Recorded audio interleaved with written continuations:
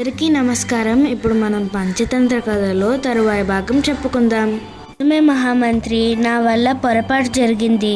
ఈనాటి నుండి వారికి మంచి విద్యా బుద్ధులు నేర్పుటకు మంచి పండితులను వెతికించి విద్యాభ్యాసమునకై వారి వద్దకు పంపించి ప్రయత్నం చేయండి మహామంత్రివర్య అన్నాడు. చిత్తం మహారాజా అని మంచి గురువును వెతకడానికై కొంతమంది భటులను పంపాడు. వారు దేశమంతా గాలించి తమ రాజ్యం నుండి నివాసించే విష్ణు శర్మ అనే పండితుడిని తీసుకొచ్చారు. రాజుగారు విష్ణు శర్మను సాగరంగా ఆహ్వానించి తమ కుమారుల విషయం తెలియజేశారు. కుమారులకు మంచి విద్యా బుద్ధులతో పాటు వినయ వినోదులతో సభ్యత సంస్కారం క్రమశిక్షణ నేర్పి ఉత్తమ రాకుమారులుగా వారిని తీర్చిదిద్దండి అని చెప్పాడు.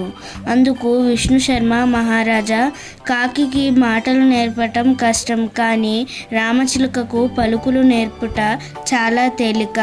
మీరు విచారం మాని మీ కుమారులను నాకు అప్పగించండి.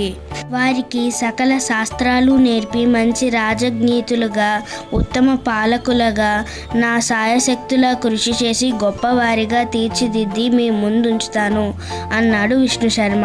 ఆ మాటలకు రాజు సంతోషించి తన కుమారులను విష్ణు శర్మకు అప్పగించి వారి పోషణకు కొంత ధనం ఇచ్చి సాగనంపారు. మీకు నచ్చినట్టయితే మీ అభిప్రాయాల్ని కామెంట్ బాక్స్లో తెలిపి